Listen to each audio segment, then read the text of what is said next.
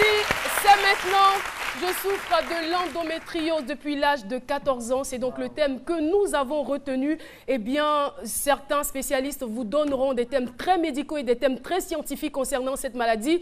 Et pour simplifier la chose, je vous dirai tout simplement que c'est une maladie chronique, une maladie très complexe d'ailleurs, qui concerne les femmes, comme je l'ai déjà dit, et puis qui se manifeste aussi par des douleurs, ce qu'on appelle généralement les règles douloureuses. Ça peut aussi se manifester par des douleurs abdominales, ça se manifeste aussi par de longues menstrues, voilà. Donc vous faites vos règles et ça peut durer même une semaine. Vous vous demandez ce qui se passe, ça peut être lié à l'endométriose. On en saura davantage lorsque notre invité témoin sera là. C'est très fort, Philo. Comme Philo le disait, la plupart des gens limitent l'endométriose aux règles douloureuses, mais c'est bien plus que cela. Et nous espérons que notre invité témoin, qui depuis l'âge de 14 ans souffre de cette maladie, a beaucoup plus d'informations à nous livrer. C'est une journaliste, c'est une consoeur, elle est aussi présentatrice radio-télé. Juliette Bas est avec nous, je vais demander de l'applaudir très très fort. Juliette Bas qui nous rejoint, je vais lui faire un gros bisou. Bienvenue. Bienvenue sur notre plateau. Et oui, voilà. Elle est donc habituée au projecteur, elle est aussi habituée au public. Voilà, donc elle n'a pas du tout le trac. Voilà, c'est à vérifier. En tout cas, bienvenue sur notre plateau. On est très très heureux de vous recevoir et surtout de venir parler d'un sujet, on va dire, dont personne ne parle presque jamais. C'est un sujet tabou. C'est un sujet peut-être dont on a peut-être honte, mais vous le faites et vous avez décidé de le faire devant toute une nation, devant tout un public, un grand public, et je suis trop contente. Voilà, donc vous souffrez de cette maladie depuis l'âge de 14 ans. Je vous demande la définition de l'endométriose. Comment vous pouvez nous expliquer en des thèmes plus simples ce que c'est que cette maladie. D'abord, merci de m'accueillir. Bonjour à tout le monde. Je suis très heureuse d'être là et c'est vraiment une belle opportunité pour moi de sensibiliser sur cette maladie. Pour être très simple, vous avez ce qu'on appelle donc l'utérus et au niveau de l'utérus, il y a une couche qui s'appelle l'endomètre. L'endomètre, sous l'action des hormones, tous les 14e jours, il s'épaissit pour accueillir un œuf fécondé. Et tous les 28e jours, il se desquame s'il n'y a pas eu de fécondation et c'est ce qui donne les menstrues. Donc l'endométriose, c'est lorsqu'on a une partie de cette desquamation, au lieu d'être complètement évacuée par le vagin, il y a des parties infimes qui vont migrer à l'intérieur de l'organisme. Elles peuvent aller sur les ovaires, elles peuvent aller sur les trompes, elles peuvent aller à l'intérieur de l'utérus, elles peuvent aller jusque dans la vessie, dans les intestins. On a retrouvé des endométrioses pulmonaires ou même cérébrales. Ça migre dans tout l'organisme. Et ce sont des cellules, lorsqu'elles migrent, qui ont le même code génétique que quand elles sont dans l'endomètre. C'est-à-dire que tous les 14e jours, elles vont s'épaissir.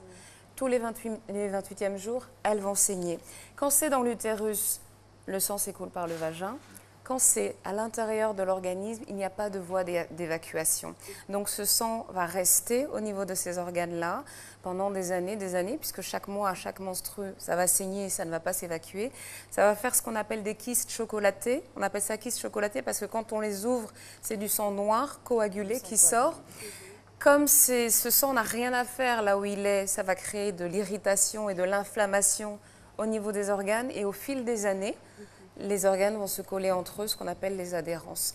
Donc, ça se traduit par des douleurs, puisque la personne, quand elle a ses règles, toutes ces parties-là saignent, sont inflammées, et donc on a des règles qui sont très abondantes, des règles qui sont très douloureuses, et c'est vraiment des règles invalidantes, handicapantes. Il y a une différence entre les règles douloureuses, parce que l'utérus se contracte pour évacuer le sang, et les règles vraiment handicapantes, où la jeune fille ou la jeune femme ne peut rien faire. Justement, parlons de règles validantes, ça a été votre cas, oui. Parce que dès l'âge de 14 ans, vous avez déjà commencé à connaître les douleurs liées aux règles. Mais ça a été quoi? Ça a été quoi votre réaction? Et ça a été quoi aussi la réaction de vos parents? Alors, il n'avait pas tort, votre humoriste, quand il disait que parfois c'est héréditaire, parce que ma mère a de l'endométriose, mes deux petites sœurs aussi, mais les stades sont différents dans la maladie. Moi, j'ai un stade sévère, c'est un stade 4, c'est de 1 à 5, moi j'ai un stade 4. Donc j'avais 14 ans et je suis passée, je me souviens du matin, à une euphorie, un enthousiasme, parce que j'étais contente d'avoir mes règles, je devenais une femme. Et le soir, j'ai déchanté parce que toute la nuit, j'ai eu des crampes avec des vomissements et je ne savais pas ce que c'était en fait. J'avais très mal et ma mère était en mission, je me souviens. Donc c'est quand elle est rentrée qu'elle m'a expliqué, elle m'a dit voilà, effectivement, ben, j'avais ça moi quand j'étais petite. J'ai eu la chance de ne pas avoir une maladie trop développée. Mes sœurs l'ont aussi, mais ce n'est pas très développé. Moi, j'ai décroché le jackpot, j'ai une endométriose sévère. Donc depuis l'âge de 14 ans, toutes mes règles ont été comme ça. Et je suis vraiment très flattée de cet humour que vous utilisez pour en parler. J'ai eu le jackpot comme si c'était vraiment quelque chose de positif. C'est étonnant et je voudrais qu'on puisse aussi vous encourager pour cela parce qu'on peut l'applaudir. Souffrir de la sorte et dire qu'on a récupéré le jackpot, vraiment il faut avoir de l'humour pour le faire et une certaine intelligence. Mais je voudrais qu'on puisse revenir sur les douleurs, sur tout ce que vous connaissez, sur le plan social, sur le plan affectif. Quand cette maladie s'installe chaque mois, c'est quoi votre vie ? Alors, il y a eu deux parties. Il y a la première partie de ma vie où moi je vais avoir 40 ans le mois prochain. Donc il y a les 20, 25... Vous ne faites pas votre âge, vous paraissez plus jeune. Je suis de 76. Il y a la première partie de ma vie où j'ai vraiment beaucoup souffert. Je ne savais pas ce que c'était. Je prenais beaucoup de médicaments et malheureusement, on me donnait, je ne sais pas si je peux citer, mais bon, du Spasfon, du Ponstil, ce qu'on donne généralement aux jeunes femmes, ce sont des antispasmodiques. Or, le problème de l'endométriose, c'est une inflammation. Ça veut dire que l'antispasmodique ne joue pas sur l'inflammation. Ce qui joue sur l'inflammation, c'est des anti-inflammatoires. Ce qui joue sur la douleur, c'est des antalgiques. Donc, il faut une combinaison des molécules. Et ça, j'ai mis 20 ans avant de le comprendre. J'ai mis 20 ans à errer de gynéco en gynéco. Et au tout début, quand j'allais voir les médecins, on me disait « Ah oui, mais tu sais, les filles, c'est comme ça. » Mais pourquoi 20 ans après ? Parce que quand vous allez voir un gynéco et que vous lui dites « Vous avez des règles douloureuses », pour eux, c'est normal. Les maux de ventre avec les règles, c'est normal, c'est pas un drame. Prends ça, ça va passer. Puis au bout de 3-4 mois, vous faites de la résistance aux médicaments, on vous donne autre chose. Donc vous n'étiez pas dans un pays européen Non, j'étais au Sénégal. Je suis arrivée au Sénégal à l'âge de 10 ans. Et donc pour eux, les règles douloureuses, c'était normal. Moi, je me souviens, j'allais à l'infirmerie de l'école, on me disait, bon, couche-toi, on me donnait de l'élixir parégorique à l'époque. Et ça, voilà, moi je sais que ça ne soulageait rien du tout. Donc tous les mois, j'étais une semaine à la maison en souffrance, quoi. Et Caroline, oui. D'abord, vous avez dit que votre mère avait la maladie. Oui. Est-ce qu'elle vous a donné déjà une astuce pour pouvoir calmer? Alors ma mère me disait, écoute ma fille chérie, quand j'avais ton âge, je restais une semaine, je ne dormais pas. Parce que puisque ma mère est encore plus âgée que moi, à l'époque, la médecine n'était pas aussi développée. C'est l'astuce qu'elle vous a donnée? Ah non, c'est pas une astuce. Sinon, c'est un peu genre, ma fille, résigne-toi. Elle partageait la douleur. Oui, voilà. Elle disait, Yako, mais bon, mets une bouillotte, massa, comme on dit chez nous au Sénégal. Et c'est vrai que plus tard, bien plus tard, et aujourd'hui, les filles d'aujourd'hui ont vraiment beaucoup de chance parce qu'on peut combiner les molécules. Moi, quand je soulage mes douleurs aujourd'hui, je mélange un antispasmodique, un antalgique et un anti-inflammatoire. Et c'est les trois actions en fait qui sont nécessaires dans la prise en charge des règles douloureuses. Vous avez 40 ans, est-ce que vous avez des enfants? Non, hélas, non. Vous avez déjà contracté des grossesses? Oui, mais qui n'ont pas tenu. Alors moi, il faut savoir que j'ai fait ce qu'on appelle la PMA, c'est la procréation médicalement assistée. Donc j'ai fait 8 inséminations artificielles, j'ai fait 4 fécondations in vitro. Donc ce sont des processus assez costauds, assez douloureux. On prend des hormones, donc on crée un cycle artificiel, on se fait des piqûres dans le ventre, etc. Ça joue sur l'humeur, ça joue sur plein de choses.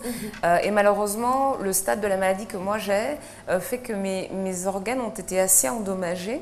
Donc même quand il y a une grossesse, en général, elle ne reste pas.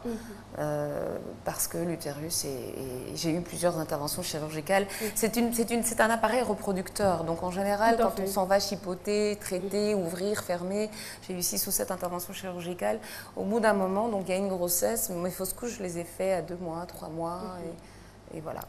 D'accord, on y reviendra certainement. Méliane? Déjà, j'ai une réaction de Olive Quadio. Elle dit c'est une sale maladie, impossible de s'en débarrasser. Oui, c'est vrai.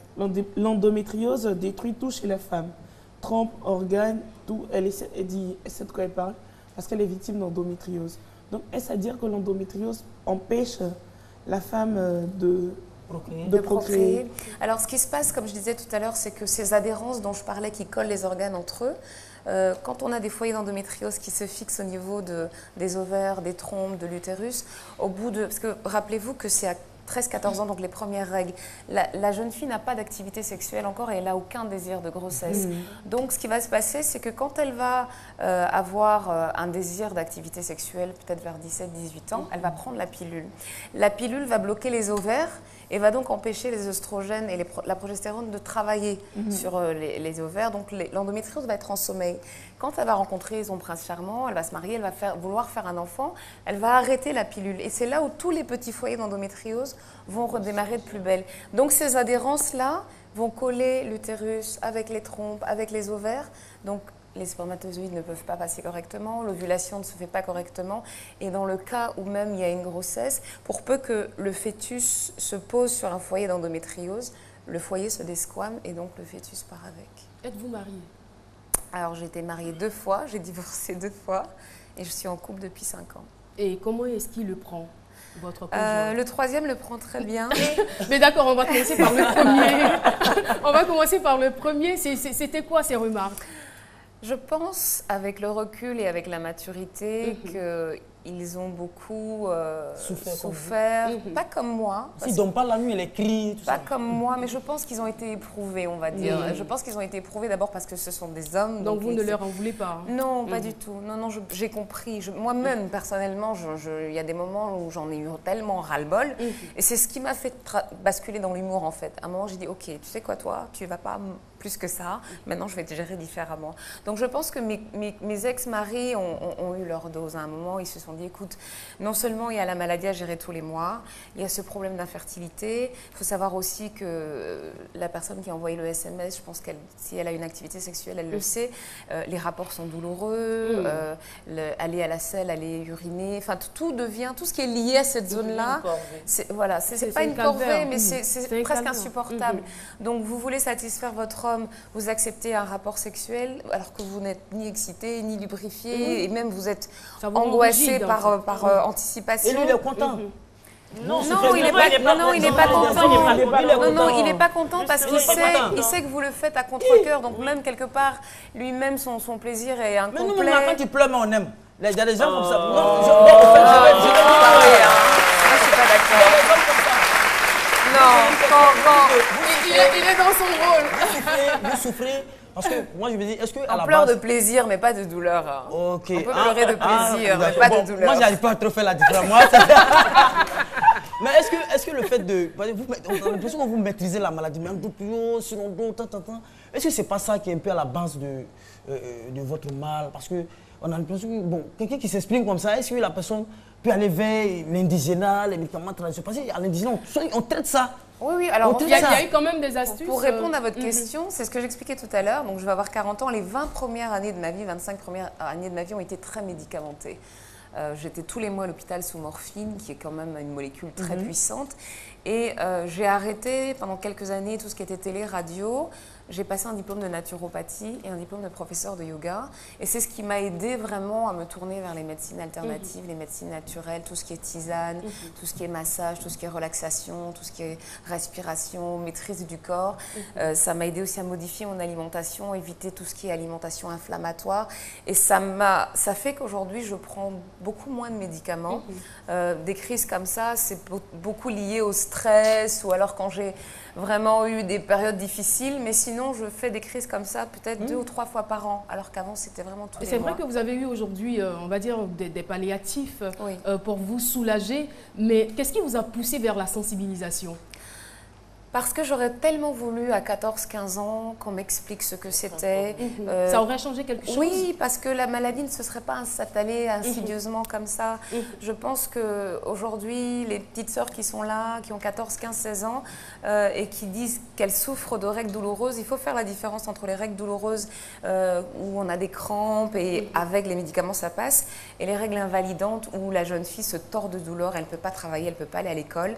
Là, il faut consulter. Quand vous avez des cas caillots, c'est-à-dire des espèces de, comme des morceaux de foie cru, je suis désolée d'aller dans le détail, qui sortent. Vous avez des règles abondantes qui durent plus de 3-4 jours. C'est pas normal, il faut consulter. D'accord, très rapidement, avant de vous laisser partir, donc votre sensibilisation s'étend même sur les réseaux sociaux via YouTube. Oui, on peut avoir le site pour que j'ai une chaîne YouTube qui s'appelle Mademoiselle Endo et j'ai une page Facebook qui s'appelle Mademoiselle Endo, vivre avec l'endométriose, où je dédramatise un peu la maladie parce que justement j'essaie d'accompagner les jeunes sœurs en leur disant, c'est vrai que il faut mettre les jeunes filles en ménopause artificielle si on veut que ça s'arrête, mais quand il y a un désir de grossesse, c'est compliqué.